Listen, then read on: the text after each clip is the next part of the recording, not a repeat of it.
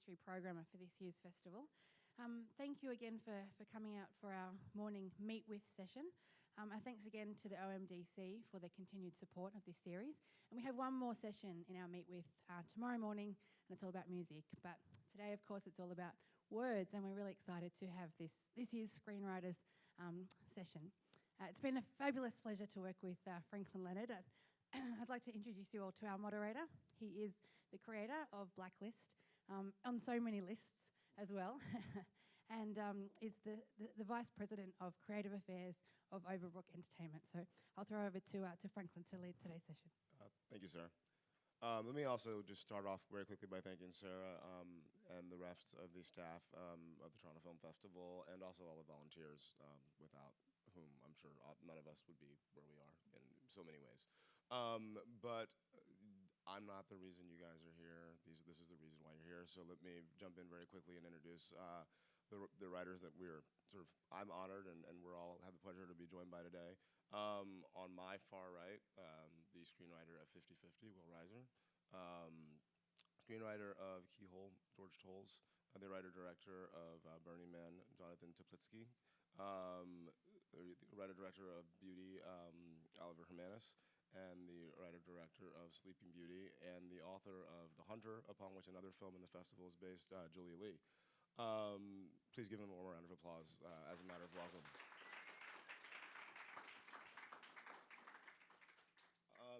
And I'm just going to try to recede to the back as much as possible and let these guys talk, and then we're going to get to Q&A with you as quickly as possible as well. But one big question that I want to start out with, and I'm really excited that we have such a diverse group of writers and a diverse group of people who've worked in other facets of writing and film. And I want to ask what is going to sound like a completely absurd question, but in each of your minds, what is a screenplay? And by that I mean, what role does it play in the process? You know, a lot of people think of a screenplay as an intermediate form, something somewhere between idea and completed film. And I'm curious as to your thoughts on what role a screenplay best serves, and as you write yourself, how does that affect the writing that you do? So, Julia, I'm going to actually start with you, being the sort of novelist, writer, and director amongst us, who may have some insight across the entire process. That was a lot of questions, but I guess I'll talk about my project and the script. It was quite short, actually, and it was about 68 pages for a feature film. And so I put that forward to you as ammunition for when you're trying to present more unorthodox scripts. And when I put mine forward at that unusual length, I tried to cite a couple of other examples. I think Gus Van Sant also does some quite short scripts. Is it an intermediate form? I don't know. I mean, I just always try to do my very best when I'm doing the work. But I guess that I write a screenplay completely differently to how I would write a novel, because when I'm writing a novel, I'm looking for the fall of the word on the page or the beauty of the language. And with a screenplay, I'm not so concerned about that. And is that because you feel like there are sort of other steps before the world, the audience is going to see your work, and therefore there are... No one's ever going to read the big print. I mean, in the world, I don't know. But I still try. I mean, I still do my very best with it to make it concise and evocative. But it's very different. I think I see a screenplay as a blueprint. I think the first time I made a feature film, I really thought that the screenplay was like the Bible that was going to be just translated into a film. And then with that experience of making that film, I realized how much the screenplay really is just a guideline, and that there are so many other processes involved. And in fact, editing is really the sort of major storytelling moment where you really can recreate the film. So at this stage, when I have a screenplay, I see it as a sort of skeleton of what I'm going to be fleshing out as a director in terms of the characters that I will bring to life with the actors. I guess I'm quite similar to that. I tend to start writing, and really from the beginning of writing, I start making the film in a way. And really, the screenplay is just embodiment of how I see I'm going to make the film. So it usually starts out having quite a lot of detail in the big print, and as I go through drafts, I kind of pare that back so that it's as lean as possible by the time I shoot and get actors involved and what have you, to give both myself and them some space to kind of find the drama and find what they're looking for in it as well. I guess I do a lot of my preparation as I'm writing, so it makes, because I've directed scripts of my own and also other people's scripts, it makes that a completely different experience. But I guess in many ways, you know, anything I write is to serve directing the film. So it is an intermediary stage, but as Julia said, once you start writing, it sort of becomes a little bit of an obsession to make it really as good as you possibly can in its own right.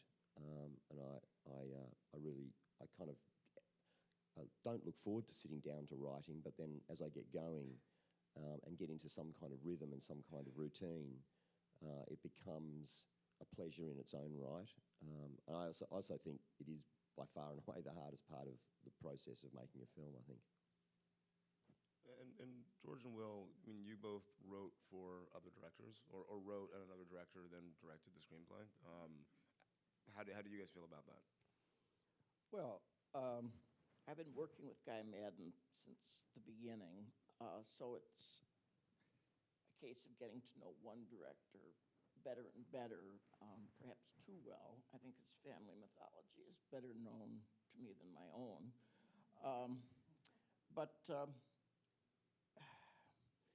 Yeah, I think the danger, I mean, the advantage of knowing a director well is so little needs to be explained at the outset. I mean, I get him, and there's things that I can instantly understand from the smallest little signals or hints from him, and I don't think I'm going to go drastically off course. Now, the disadvantage perhaps is that when you're too comfortable with a person, perhaps you're not.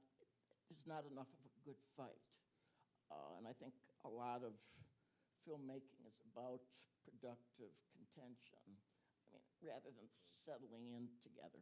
Last point, on screenwriting, going back to your first question, it seems to me a strange literary form. And I must confess, I have never enjoyed reading screenplays. Even the great screenplays, the ones with the films that I am most excited by, I want to see the film that the script is embedded in. I don't want to read the script. So where does that leave me? But we'll get back to that. I agree. It's impossible for me to read a screenplay. All I want to do is see the movie. It's really hard. I don't know how you can do it. Lots of practice. I guess so. But what does that mean then, as someone who then embarks upon writing a screenplay, that you hate the medium in which you do? I doubt many great painters, hate looking at paintings, or a great novelist hate reading novels. So how does one deal with that? I think I get so devoted to my characters that. Is it not true that your character was you in 50? Oh, well, in 50-50, sure. 50-50 was inspired by actual real life, yes, I mean, in that sense, the main character in 50-50 very much is an extension of me. But, and all of the characters in 50-50 were in some way inspired by, the things that that happened in my real life, or, people or incidences, and I sort of drew upon, But I mean, I feel like that's for anything I write. I sort of draw upon real life. I mean, that's what I like writing the most, is because that's what I can relate to, and just relationships in real life. And so I think that what I like to do is I might say I'm, having a conversation with a friend, and then my friend tells me some amazing story, or, says something really insightful. That might just trigger an idea in my head, which then, I create a character sort of based around that idea, and then, that character might sort of be inspired by that friend, but then that character just becomes their own fictional, entity, and then, the world sort of is created from there. Well, I'm going to ask a question that might be a personal fascination of only mine, but I think for this audience it will probably be as well, and that is how you do your writing. And I don't mean, where do your ideas come from? I mean, generally speaking, when you are writing your screenplays, set the scene for us. Are you in front of a laptop at a coffee shop? Are you on pen and paper at home with a cup of tea? How do you write? Do you have a routine? Do you write when it comes to you? Literally, I mean, the interior, home, laptop. This is what I do. We'll start on the other end. Well, we'll come back this way now. Well, all right, yeah. So I guess my process is I write at home on my laptop, and it usually takes me half a day to actually get into the writing. I think I will avoid sitting down in front of my computer for as long as I possibly can, and that I will make phone calls. I will do. It just takes a lot of energy for me to actually just get in front of the computer and sit down and start working, and then I will probably listen to music for an hour and create a playlist and kind of figure out what mood I'm in and what mood I want, like the scene that I'm writing to be, and then, as I get into it, then I usually can't stop, and then it usually takes about an hour to get into it, and then it keeps going, and then it takes a lot for me to kind of walk away from it. And are we talking like marathon 20-hour sessions at that point? Or Not 20 hours. When 5 years ago, yes, but now I would say I'll go 8 hours sometimes, just straight, just writing, or I might take a quick break, and go for a walk or something. But my mind just will not stop, and then I kind of have to, at a certain point, just shut off and just stop working. But it helps that I have no life, so Makes it easier. George, how about you? In between courses? I have a pretty strict writing regimen. I always write on longhand first, and then transcribe onto the computer and do which forces a revision. And also seems to me that longhand and computer, maybe it's folklore, but it seems to me that it works my brain in slightly different ways. I'm a morning writer. I feel that my best idea of the day usually occurs in the shower. I try to hold on to that one. I find that my delaying process for sitting down and writing is usually spent reading things very, very far away from the story that I happen to be working on to get, certain tones, flavors of things inside my head, which then may be channeled into something which is far away, but which somehow serves. I hate the feeling when I'm doing a scene that it's developing in the way that I thought it would. And so that's why I think flinging yourself very far away from the idea that you're wrestling with is the best way, perhaps, of saving the scene from becoming the conventional version of itself it's always in danger of being. Well, my writing is very shambolic. It often starts with I never sit down and do it. I always stand up at a computer because I've got a sore back.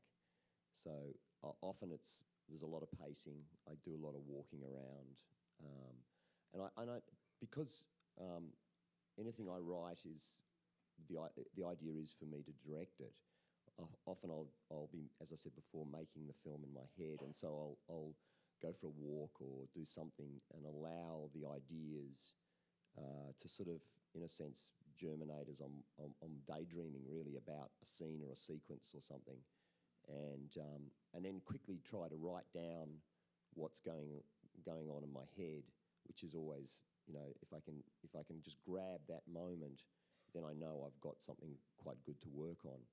As I go through drafts, so to begin with, just getting to the first draft is all over the place. A lot of writing, you know, in hotel rooms or traveling or doing something other. There's very little routine about it.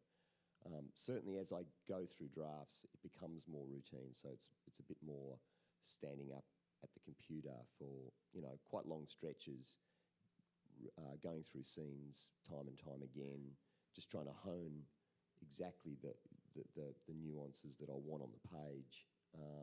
But in a way, there's a certain spontaneity of the evolution of the stuff that I've written. I have a really big problem. I can't write in my home country. Well, not my home country, in my home city. So I live in Cape Town, and if it's summer in Cape Town, there's really no chance that I'm going to write a thing. I've been there, and I understand. It took me a long time to become aware of this fact, that that the real problem why I seem to procrastinate so much in the summertime is because I just can't say no, and to going to the beach or surfing or whatever. And so my producers have now noticed this, and I now write in. I'm very fortunate to now write in Paris because my producer is French. Which surprisingly, and that makes it easier. It does make it easier. I was going to say, you know, the lesson be find a miserable place to live so that you never leave your no, house. it's not a cabin in the Paris woods. isn't really what I had in mind. So what happened was that my previous film, this film that I have right now, I was living in Paris, and it was winter. It was really miserable, and it was Christmas, and I was very alone because my family's in South Africa, and that actually really got me writing at night usually.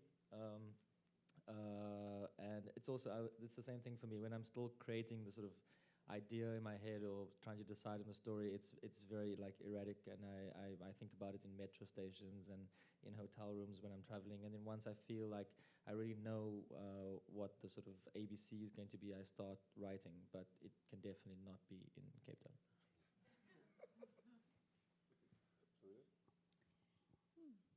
I guess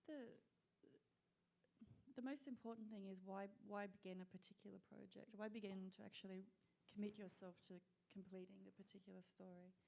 And all that background stuff that takes a long time, and that's sort of mysterious to me, and why I'm compelled to actually commit to doing something just does remain mysterious to me. But I guess with Sleeping Beauty, the script I wrote the first draft very quickly, and really, you know, in about 10 days or something like this, and I was working part-time. And that's unusual, and of course writing a novel is a completely different thing. So that was very intense, and that was just incredibly intense time. Do you find that it's a different experience? I mean, obviously writing the novel and writing a screenplay are quite different, but in terms of the physical act of it, do you find that? Oh, it's my desk, a laptop. And while you're each writing, and this is another question that has come up in other screenwriting panels I've sort of been around, I've seen and otherwise, you know, inevitably there's that moment when you're writing where you're convinced that everything that you've written is terrible, and that you should no longer continue. How do you confront that moment, and how do you sort of push past it? Because obviously, you, at least with one project, you continued it, and it worked out quite well, and we're here at the Toronto Film Festival. I guess let's talk about crises of confidence and how one confronts them as a writer, which is, you know, sort of fundamentally a relatively lonely existence. You don't have a team to sort of rise above it with. It's really you boxing with yourself, if you will. If anybody wants to jump in on that one, have any particular? I mean, I relate to that. All right. Well, I certainly relate to that. I mean, I will hit. I mean, for me, there are highs and lows, and there are moments where I think I've really just nailed it, and then I will sit back down and I will read it, and I will think it's terrible. You know what I mean? Like, right. and then there are moments where I just get stuck, and I can't figure out what, I'm just stuck in a moment in a scene, or I just can't figure out a plot point, or I can't figure out, where I want the story to go, and I will sit there and I will just question my ability to write, and I will just question why I'm doing it, and I will think, oh God, this is it, they're gonna figure it out. I have no idea what I'm doing, and I will, and then I just will step away. I have certain friends who I really trust, who I will call and I will talk to, and I will just talk it out with them. Or sometimes it just means just putting it down for a few days and just putting my mind elsewhere, and then coming back to it, and then I can just see it in a totally different way. I mean, I find that's the most helpful, stepping away from it and then coming back. But also sometimes, you just, when you're sitting at your computer and you're looking at the screenplay, it's a very two-dimensional being. It's not, and to just kind of be able to talk it out in a more three-dimensional way, and to kind of sometimes, that helps me get in my characters' heads a little bit more, and so that's really helpful as well. I think what I wanted to say about Crisis of Confidence is that when I was in Paris last year, I was there to write. I was there for a completely different film, and I kept writing, and I wrote for 3 months. And the more I wrote, the longer the drafts were getting, which is not always a good sign. And I was avoiding that sort of like impending thought that this is not working. And because I just went on and on and on for 3 months writing, when I finally sort of got to that nauseating moment where I was like, this is really, really terrible, and I should be evicted from the city, I had this extreme, I was trying to solve the problems because I just didn't like it. And then as a result of that, I actually just started writing something completely different, and that was this film. Oh. So it can also, that sort of dead point can also be the start of something new. I'm a bit like that too. Often I don't actually start doing any kind of organised writing until I'm pretty convinced and happy with the idea that I'm working on. But often I'll start maybe half a dozen different ideas and just be sort of slowly working through them. And often when I finally settle on what becomes the screenplay, a lot of what I've done elsewhere gets drawn back into it. Burning Man was very much going off in one direction, and then it sort of came to a bit of a grinding halt at one point, and it suddenly became another screenplay got drawn into it and became, one screenplay out of probably 2.5 different ideas that I'd been working on. So there's no sort of rhyme or reason. And at other times when I just sort of go into denial really, and as you say, just step away and go and do something else and try again another day really. Will's got better friends than I do, right? I'm just thunderstruck that you have friends who want to listen to your story. I don't know that they want to, but... In any event, I guess, working on something that is going to be a dream structure in film is inescapably just riddled with self-doubt. I mean, you can feel confident about the value of a particular scene. You have no way of knowing, really, whether the whole is going to work. I think that's true maybe at any kind of screenwriting, but dream structures, as in, say, Keyhole, are very high risk, very high risk. I mean, I remember John Huston explaining, I read about this, to James Agee decades ago when Agee was explaining to him what the river in African Queen was going to symbolize. He said, James, movies are already so dreamlike. You put more of that on, you're just gilding the lily. The river is a river, and let the movie take care of the dream aspect. And that's very telling advice, which I don't think one can one can ever lose sight of when trying to do a certain thing. You want to supply some grounding, the right amount of grounding, but even directors as brilliant as David Lynch and Buñuel sometimes foul up the dream structure dynamic. It's so how much can the audience be inside for them to play? Things can so often become too bewildering, and that's all obstruction. I mean, you want them to be in, but you don't want it to be schematic. You don't want it to be a whodunit, at least I don't. You don't want it to turn into dopiness. I mean, to respect the truthfully confusing nature of dream experience. So, I mean, writing that is always about, I don't know. You're just forced to go with intuitions and your directors saying yes or no to things. So is there a moment where you do feel like, okay, we have it, we should move forward? Or is it just, okay, well, we have to move forward because, I think the money's in the feel account and we you can have, go make the movie I now?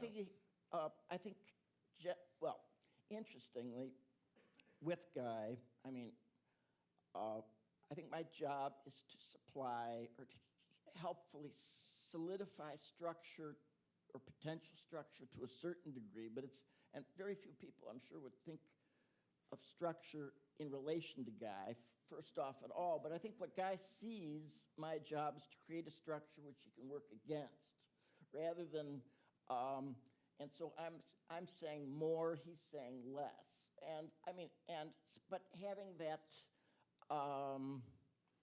possible balance point struck where there is enough form for the things that we both like to see happen can begin to operate emotionally and, to my mind, preeminently comically. Actually begs sort of the next question that I was going to ask, and this will be the last one before I turn it over to the audience. But film is an inherently collaborative medium, and even if you're the writer-director of your film, you're going to be getting notes from somebody, whether it's a financier or a producer or a director or an actor. How do you each deal with receiving those notes, internalizing them, possibly rejecting them outright, or finding a way to embrace maybe the idea of them, if not the actual note itself, in your writing, and then eventually in the films that you're making? Joanne? Well, I guess for me, it depends on the project. I have also written some screenplays that have had a director attached, and in that case, I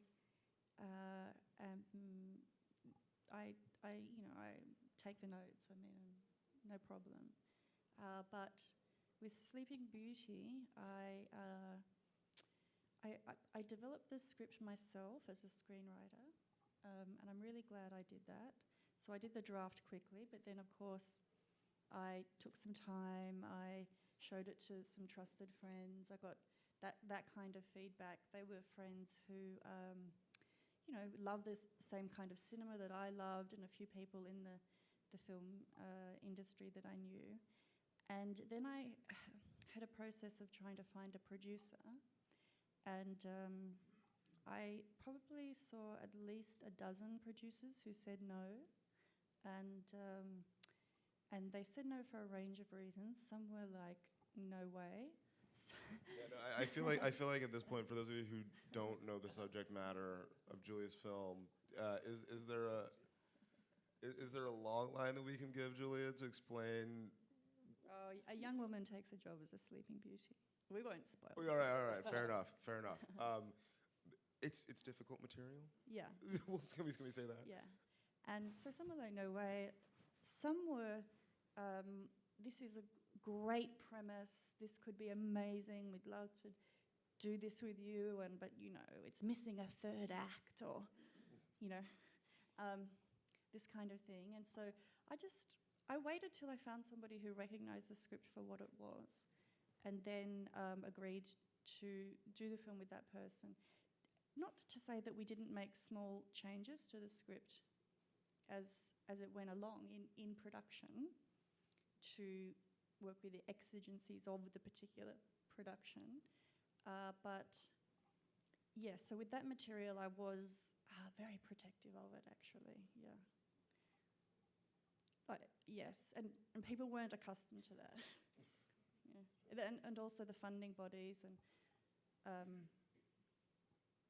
yeah, like I really held the line all the way on it. But Yeah, I think you do that as a filmmaker if you're writing your own material. I think that you're most likely taking notes from people involved in giving you the money to actually make the film. And so usually you do have to take certain things on board. If their suggestions are completely outside of your creative idea, then you're saying to yourself, I'm not going to work with that person. But if their ideas do sort of seem to fall in the parameters that you have set up, then you kind of have to consider their notes, because it informs their choice to give you like $2 million or whatever. So that's where I primarily take my criticism from the producers, and because I'm now forging quite a close relationship with the producers that I work with, it makes the process kind of easier, because it's sort of a constant back and forth. But even with someone like him, he may still have ideas that I'll be like, no, that's completely not non-starter. That's not going to happen. Because I mean, the first thing producers try to do is make you as commercial as possible, no matter where you're working, and so you're always trying to like keep. On behalf of all producers, I apologize for that. I mean, and directors understand why producers want to do that. So I mean, as long as you sort of, it's a sharing process, but you are making it's a creative endeavor. So you are trying to protect a creative process as the filmmaker. I think for me, the key to making any film is just working with good people, and I try to develop relationships with key people that hopefully go on over many more than just one film. And that some of those relationships anyway are part of that kind of part of that process of developing the screenplay, so that the notes hopefully are and suggestions and ideas, because I'm always trying to on the lookout for good ideas or better ideas ways of developing what I think are my good ideas into better ones. So hopefully that a lot of that input is coming from people who you trust, and also who have a great respect for what you are trying to do. They understand the film you're trying to make or to write. So it comes in the right spirit, and I think what you find I found a lot is that when you get a lot of notes from outside that sort of, in a sense, inner circle, you have to weed out all the people who give you notes that tell you how they think their version of what you want to do should be done, and they're really destructive notes in many ways, and that I think you have to really hold the line on, and in a way it's just knowing what you're trying to do, and also then being flexible and open to ways of improving your ideas and of letting those ideas evolve as best as you can. So I feel as if I'm relatively open to it, but as long as they're from sources with the right agenda, and also people who care about the work that we're, in a sense, trying to do together. Right. Because I'm a part-time screenwriter, my job is university professor, so I don't depend, as many screenwriters do, on those always hard to get and hard to sustain jobs. I'm able to say no to things much more easily. By that I mean not whole projects, but I have an aversion to writing in a manner that seems to me dishonest or glib or stupidly. And very often I've received notes via Guy or someone else from Telefilm that just strike me as deeply stupid, or I mean, just a fundamental lie, and I can't write a scene that I feel is for the sake of getting an audience response that has nothing to do with anything that I believe, feel, think. So I will not write a scene in that fashion. Either I'll find a solution that I can live with and that a director or producer can go along with, or I'll just say, give it to someone else at this point. I can't take it further down this road. It's not that I'm averse to revision ever. Well, that's not true. Of course one is. There's a point where one gets just sick of the possibilities, and one finally says enough. I know it's not perfect, but it will do. But I'm always willing to try to do a scene again if I can see how another go at it may strengthen the elements.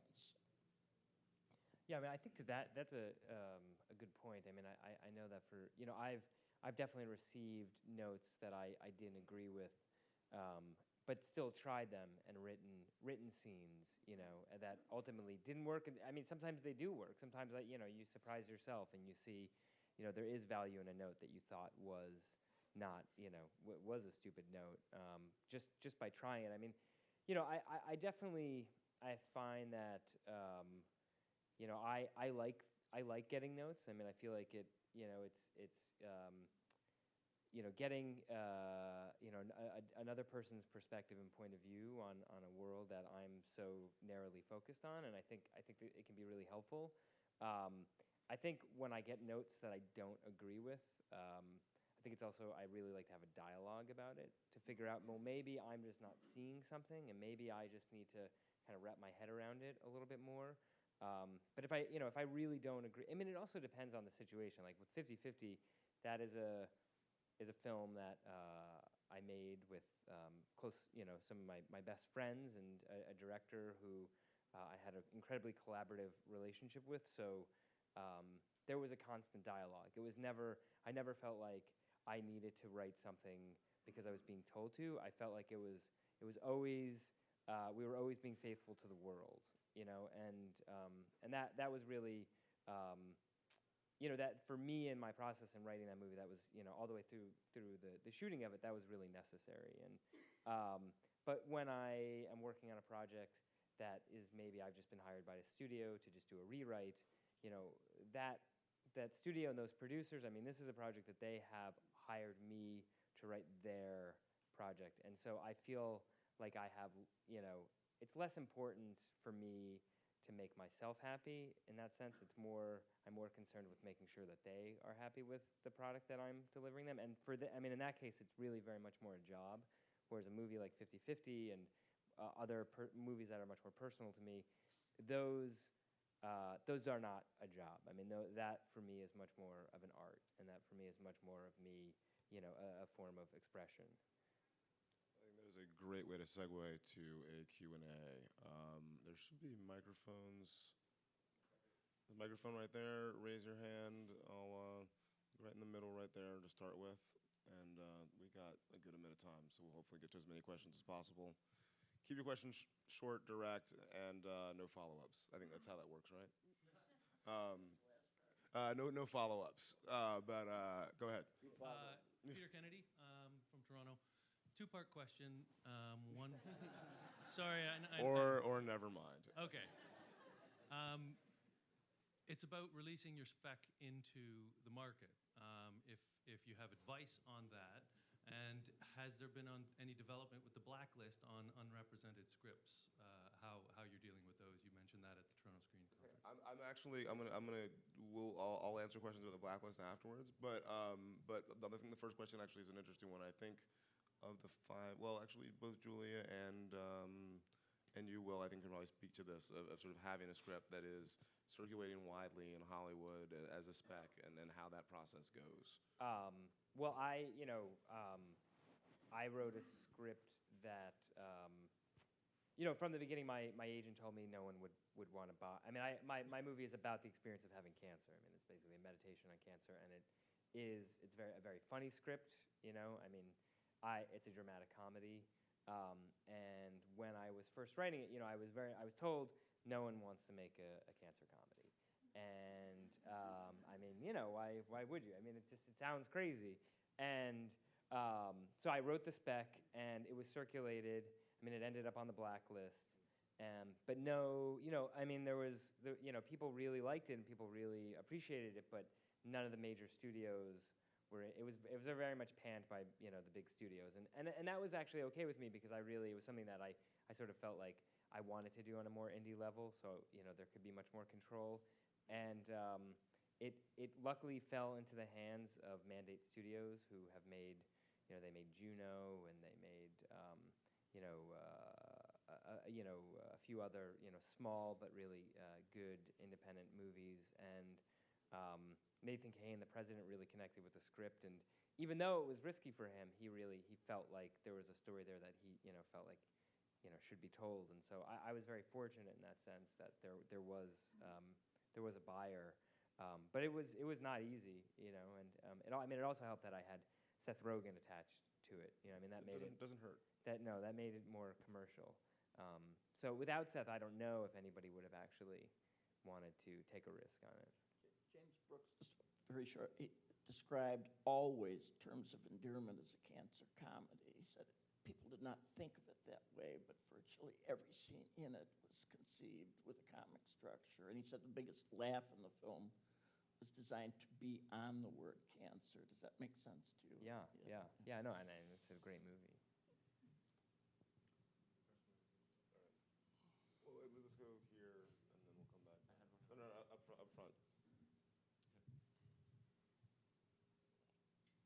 Hi, my name is Monisa from Detroit. I'm writing my first feature. How do you navigate between writing to set your scene, but at the same time not directing on paper? Does anybody want to jump in on that?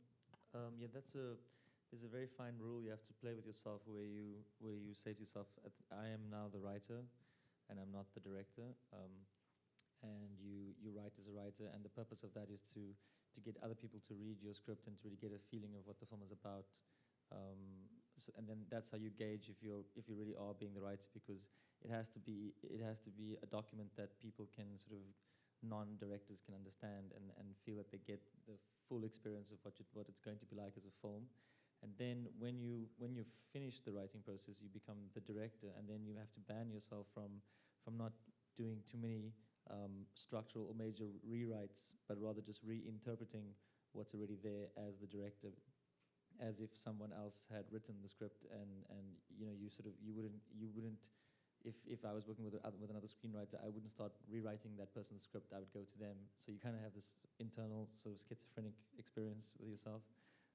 But it is very important to have a day where you're like, okay, so now you take the script that you've just written and you start unpacking it as the director who's just started working on it.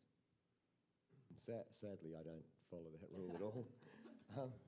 And I just can't help write from the director's point of view, I guess. But I think it's a creative process, and you find the way that works for you, and then because it becomes collaborative, even though you are the writer-director as well, enough other people, and hopefully good people, get involved so that you can, as just being said, unpack it and make it more about it being a screenplay as opposed to a director who wrote down, a shot list or something like that, yeah.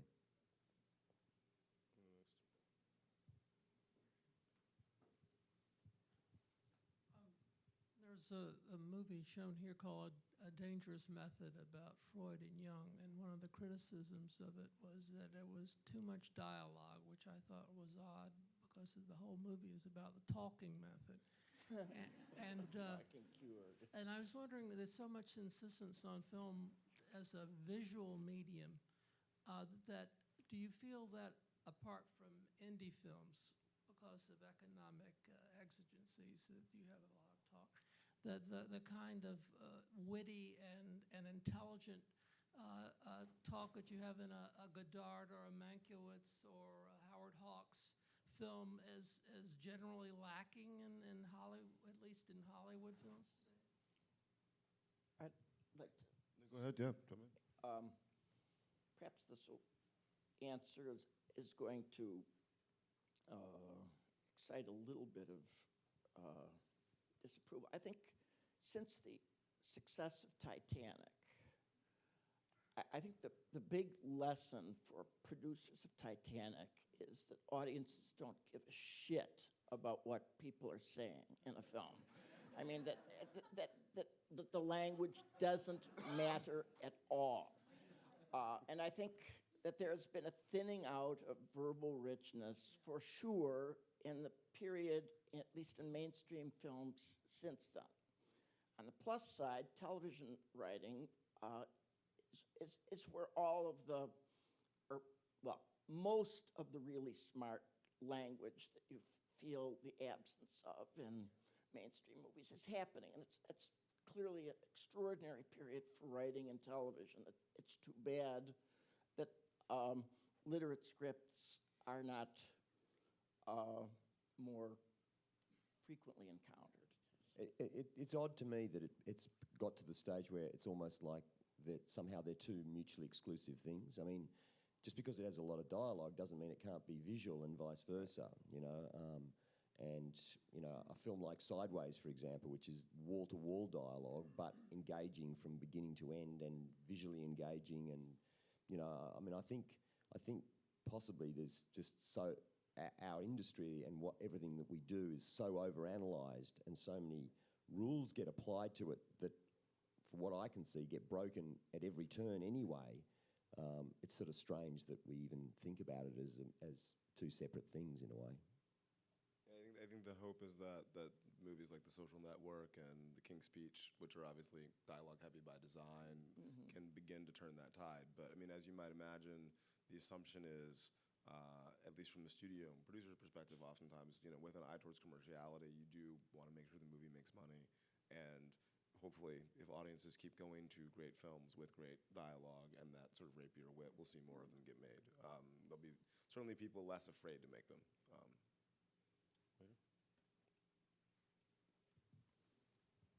Thanks. I'm Jeff Steiner from Toronto, and I have a bunch of single novelists' books to turn into screen, film, and television. And I just wanted to ask the writers, is there some extra challenges or special skills or aptitudes that one should look for in a writer when they're taking an existing novel and turning it into a screenplay? And is there a way for the owner or the producer to tell whether it's clicking or not? Julia, do you want to take a crack at that one? On that as side, the I'm resident not really. novelist? I'm not on that side of the fence. I don't know. One of the things, it kind of fascinates me, the adaptation of a novel into a screenplay. And I always really liked the Soderbergh film Out of Sight, and which is obviously a novel. And it was really, I went through the process once of reading the screenplay, reading the novel, and looking at the movie. And it was to me, it's a really great model of how to adapt a great piece of, you know, one of the classics of, you know, one of the classic genre writers into from novel form to screenplay and then into a good film. And it was just fascinating how the screenwriter took elements, often, you know, 5 or 6 disparate elements from the novel, and turned it into one scene. And that process I always found really fascinating, and I kind of, anytime I think along those lines, I always go back to that model because I thought that was a very successful one. Whether that answers your question, I don't know, but it was kind of interesting. Well, I think that the important thing, asking what to look for in an adapter of a novel that you have. I think the adapter needs to have film smarts, that he or she needs to have a persuasive grasp of the most interesting elements and the tone of the work that's being adapted. It seems to me that very often people adapt in a very external way, but their sense of where the real charge is in a fiction. I mean, I think of especially one of my favorite books, This Boy's Life by Tobias Wolff, which seemed to be faithfully adapted in one sense, but there's a moment in each and every scene in that book where something happens that would never be the thing that you would expect, which always gives you this pleasurable jolt. And in every case in the film adaptation of this boy's life, it was precisely that moment which was eliminated. So, I mean, it seems to me that to smooth it out for general consumption, but at the same time to lose the very thing that makes the scene or the book its own, very much its own creature.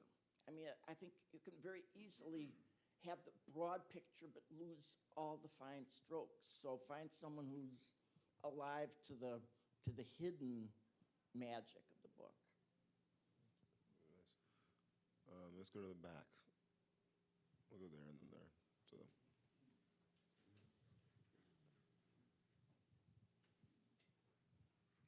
We'll get you next then. Hi, Ron Waters from IndieFilms.com. We have a website where we sell short films over the internet and looking at putting them on PDA applications. Question is to the panel, your involvement, if any, in terms of distribution of some of your writings. Do you do it, or why or why not? I'm gonna alter your question slightly, and I hope it's okay with you. But to what extent have you guys, as writer-directors, been involved in the conversations about the distribution of your film? And then the one question I'd add to that is, are you satisfied with the role that you get to play as the writer and/or writer-director of the films? Well, actually, I started a distribution company to release my film in South Africa. There we go.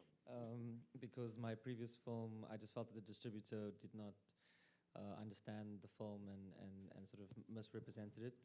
And so I learned from that experience. And then for this one, the first thing I said to the producers was, we're just going to do it ourselves. And that was a very interesting learning curve for me, because I had to then switch on another hat and not be the director of the film anymore, but someone who's trying to be able to take the essence of what the film is and sell those essence to an audience through marketing. And I mean, it's the biggest lesson that I learned was that if you feel like you have a very strong product or a very strong film for critical reasons or for audience appeal or whatever, it doesn't meet the audience necessarily just because of that. It requires this machine of marketing, and that's its own sort of level of talent that is required to really know how to do that. And I think like one of the best people in the world who knows how to do that is Harvey Weinstein. I mean, he can really sell you anything, and he will know exactly how to do it. And the reason why I did it with my film was because as the director and probably as the writer, I was just really scared of the film being lost because the distributor did not understand. Even in the same way as when you do an adaptation, they have to really know what is appealing about your work. So that's what I did. Yeah, I try to be involved as much as I possibly can. And hopefully, again, it comes back to the relationship you have with the people who are distributing your film. And hopefully that is a productive one. It's the ongoing life of your film, and that they understand the film and so represent it, but can also present it in a way to an audience that makes them want to go and see it. Someone said to me, which is the biggest thing I learned about the marketing of a film, is there's a big difference between interest and awareness. And often you get caught up in the fact, well, everyone knows, the awareness of the film is one thing, and a lot of people might know about it, but what is their interest in actually going to see it? And trying to focus a marketing campaign that covers both of those things, seems to be a pretty smart thing to do. So right back over there. You're wearing the blue shirt. Yeah. I'll declare an interest. I'm Andy Patterson. I'm Jonathan's producer. But I'm kind of fascinated about the position that writers have in this industry and how that relates to their kind of power. I've been having a very friendly conversation with Piers Handling about an invitation that came through for Jonathan for the movie, for the festival, which said, filmmakers brunch, and at the bottom, for the avoidance of doubt, this is only for directors. And wow. I think it's quite astonishing how every festival in the world speaks about this person's, with the greatest respect. Most of your panel here are writer-directors, and I happen to be married to a screenwriter who's sitting next to me. But it's astonishing to me that films are considered the director's work. There's a lot of adaptations out there at the moment where all the key choices in the movie have been made by the writer, and instantly it becomes the director's film. So I'm interested to know what the panel feel about that. I feel like everyone here agrees. Anybody want to jump in on that? I think Julia's going to answer this one. We've had this argument for a long time, so I'll give this. Yeah, if I was the writer of a film and I had conceived it and it was my inner world that was being brought to life, I would want more recognition than what I think screenwriters currently get.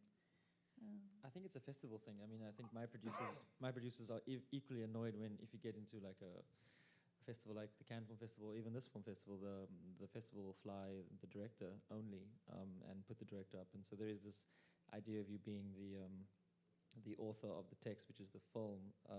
But I don't think any director in the world will deny the fact that it is an extremely collaborative process, and the first thing any director will do is make everyone else aware that we look good, or we appear to be this individual, but we know that our films are only as good as the people who work with us, which include the producers, production designers, costume designers, obviously the actors. So it's a fallacy of who the sort of like single author is. I was going to say, I think we all know that the most important thing about the film is that it has been brought into existence. I mean, it wouldn't exist without the writer's inner world or their. Yeah, so it is crazy. I mean, in that respect, the writer is the most powerful. Maybe it's too scary. You know? I've actually heard that argument made, usually by writers, but. Well, I think in television, it is a whole different thing than with film. The creator of the series, the head writer is the auteur. Absolutely true. In television. I personally believe that film is not exclusively, but it is predominantly a director's medium. I think that the director's role and of course, I'm not leaving collaborators out, is usually the difference between something that's okay, that will pass muster, and something that is extraordinary. Let me interrogate that a little bit. Is there anything intrinsic about film that makes it a director's medium, or about television that makes it inherently a writer's medium? Is there anything about the form itself, or is that just how things have evolved and that's sort of the steady state of things in 2011? Well, I've thought a fair bit about this question. I don't have answers, but it's interesting how, let's say, Agnieszka Holland could direct the first episode of Treme, and yet it's still David Simon's show. Right. And how Agnieszka Holland is almost immediately subsumed into the David Simon sense of the world and what the overall arc of the series is going to be. I'm not sure why that's so, but I think well, first of all, perhaps it has something to do with the Bible and the rule book being set up for the show by the writers before the show begins, and so the director is constantly referring back and subscribing to those rules, whereas in a film, which is a one-time thing, the director is the chief architect. But theoretically, it would be possible then that the director would be referring back to the original text that the screenwriter sets out for the film. Will, you look like you were going to jump in on that. Well, I was just going to say, I mean, just... I should shut up. Just to add to your point, I am in the process of writing a TV show, and I will say that the process of that is far different. I find that people defer back to me and to my vision much more than anything else. And so, I mean, as far as in film, I feel like I do, 50-50 is sort of an exception, but, I feel like when I'm, if I'm working on a bigger movie, I have far less say or control in the look and the feel of the movie, whereas with the TV show, that I feel much more like I have ownership over that. I don't know if that, adds to the point, but. It is a fascinating question, and it's one that I think we can all agree, though, that writers probably deserve more credit than they receive on average in this No business. less. Good luck getting out of here. Are there more questions? No. We've answered all of your questions that you have about screenwriting. You're good to go. All right. There we go.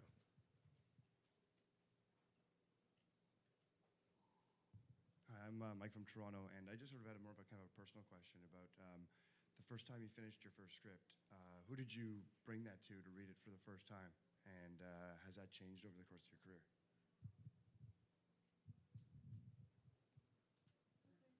My first reader for my novels and for my screenplays is my younger sister.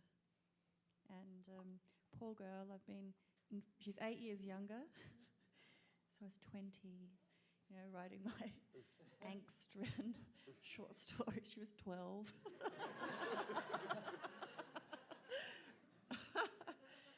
But she knows me very well, so. Yeah, actually, my first feature film I wrote when I was 15. So it was my mother who actually also same thing, just because I wanted her to check the spelling. Yeah, I guess it's just usually my partner, who's also a director, so she's usually the first person to read it. Usually with scripts at SkyMed, and I do remember writing a play in university and showing it to a girl that I wanted to impress. And her look after reading it was, I thought there was more to you. I usually wait for approval from other people till I give it to a girl that I have. I usually need validation from other people first, so I know that I can. I will give it to a friend who I trust. In the 50-50 was the first screenplay I ever wrote, and that I gave to Evan Goldberg, who was my producer and my close friend, and we had been talking about it, and he had been working with me on it, in discussion. So that sort of felt like the appropriate person to give it to. But I always do, when I finish a draft of something, I always immediately give it to a friend who I trust to give me their feedback. I think we have time for one more question, and I saw your hand first, so it's you. Make it a good one. I guess following up on that, once you've given it to a friend and gotten some feedback, how do you then get it out into the world? Like whether you have Seth Rogen attached, or you have an agent, or you have a producer friend, like what's that step? And I guess I'm most interested, what was it earliest in your career? How did you get it out there and get them made? I guess you just go in search of the right person to work with at that point, whether they're a producer or because once the screenplay gets to any kind of stage and you start thinking about it as a real project or a film, the search begins. You may have existing relationships, but early in your career you kind of search for someone that you feel as if you can work with. That really is the key for me anyway. I think that there's a great thing about having a screenplay is that once you have it, you always have it. So it's your tool. You can't really go to a film festival or to meetings with people without having the product, which is the script. So once you've written the script, you just sort of put yourself in positions where you will be meeting people who would be capable of taking that to the next level. But yeah, it's your bag of tricks. Flip side, there's nothing deader in the world literally than an unproduced screenplay.